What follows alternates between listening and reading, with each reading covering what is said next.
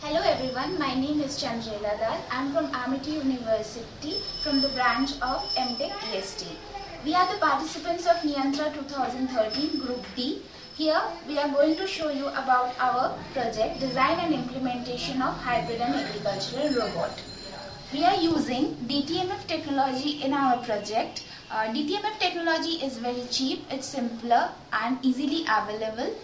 In our country, we have seen that farmers are using simple phones, simple and basic phones. They don't have high-tech or smartphones. Basic phones consist of DTMF technology, and it uses the whole bandwidth of GSM, so it's easy to use. And we are using AVR Explain microcontroller in our project, as the power consumption of this board is very low and it's cheaper and it's very easy to use also.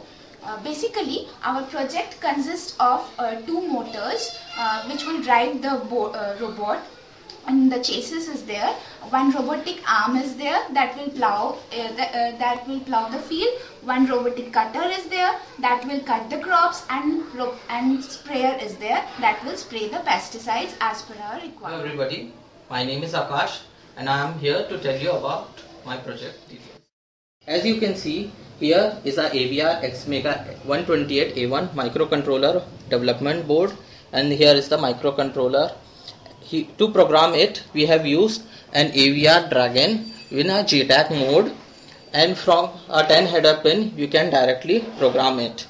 And here the modules which we have used are the power supply modules, the obstacle detector IR sensor modules, the DTMF decoder module, 3 L29 3D modules, a pesticide sprayer, a arm, and a cutter, a prototype version, as my friend has already told you, a solar panel which gave us a 12 volt 1.3 ampere rating, a battery which is being used to give the power supply to the board and the other components, as well as it has a power rating of a 12 volt and a 1.3 ampere. As you can see, the arm can be used for the plowing of the field. The pesticide sprayer has a motor of 12 volt 60 milliampere, which is used to give the pesticides to the spray the pesticides to the crops.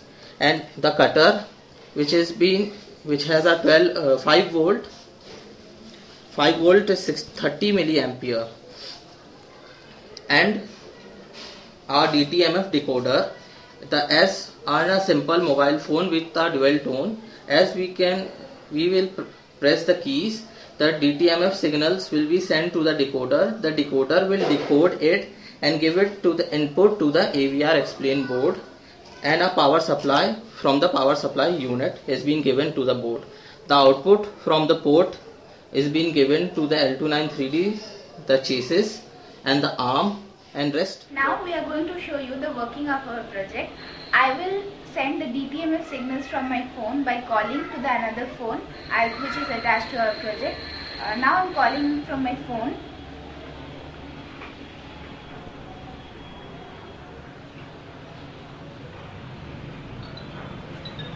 As you can all see, the call has been come and my phone is in auto answering mode, so it will pick up the phone automatically.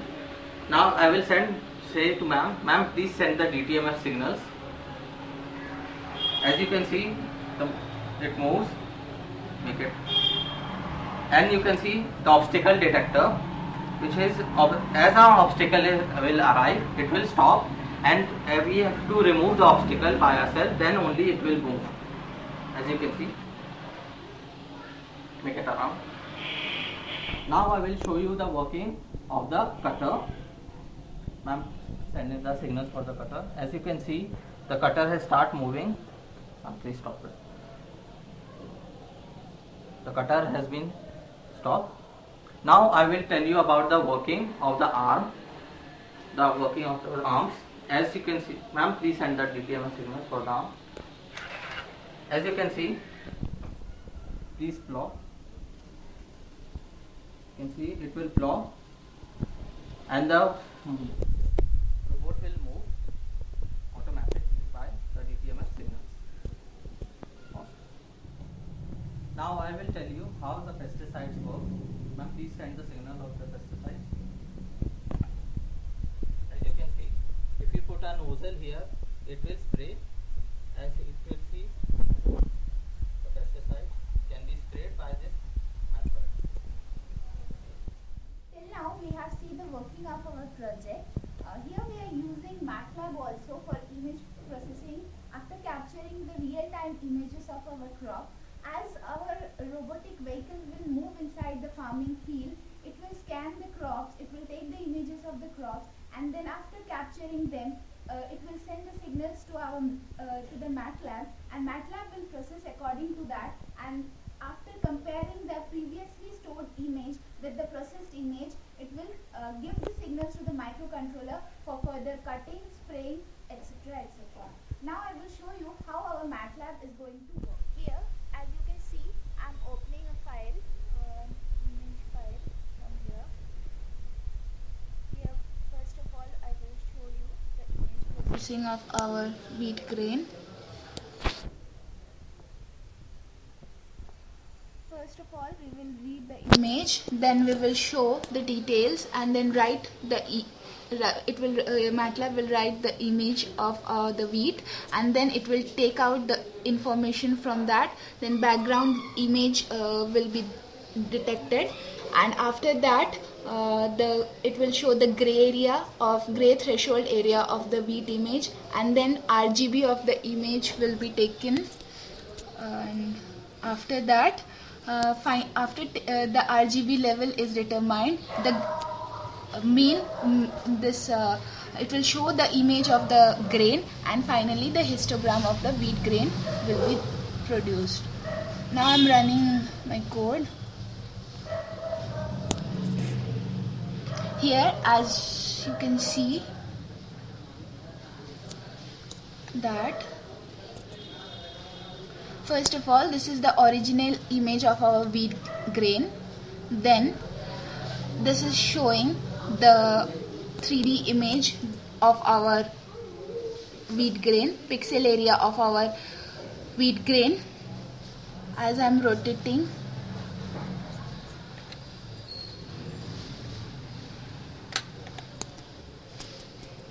this is the whole pixel area of our image, as you can see. Now coming to the next image, this is the grayscale of our image. This is the background image. This is the RGB level of our image, and finally this is the histogram of our image. And here, after these image processing part, I will make you show how the image comparison is being done over here.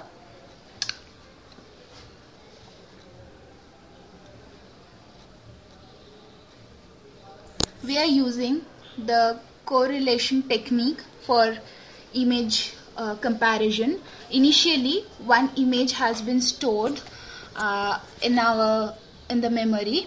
If the initial image and the scanned image and the image taken by the camera has been matched, then here it will show the images are same. And if the images are not same, it will simply say the images are not matching. So I'm running the code over here. As you can see, it's showing images are not same because the two images I have selected are not same. I'm making the second image also same. Now it's showing images are same.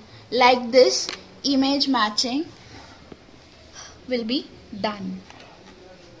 Last but not the least, we are using LabVIEW for the real-time data acquisition. For that, we are using our DAC card, which is USB 60009, which will acquire the data for various components like the solar panels, the batteries, the motors, and the cutter and the sprayers. As you can all see the block diagram of the solar voltage, battery voltage and the pump voltage, as well as the solar current, the battery current and the motor currents. Now as you can see, we have used a DAC card, VI, a boolean and a case statement for the true and the false condition for every component. Now we will show you the front panel of it. As you can see, the front panel for every other products. You can see this is a single another VI which we have used for the battery, which will do the optimization, alarming and monitoring of the system of a battery. Now we will show you the front panel. As you can see, this is the front panel graph. As I have put the range from 0 to 12 in this, and if the range is crossed by the voltage given by the battery, the LED will blink red, otherwise it will be remaining low as a green. Now if the battery power all the voltage has been consumed by it, it will also alarm our system. Now I will run the VI. As you can see, it is in the range, that's why it is giving. As it is crossed the 0, it is shown red.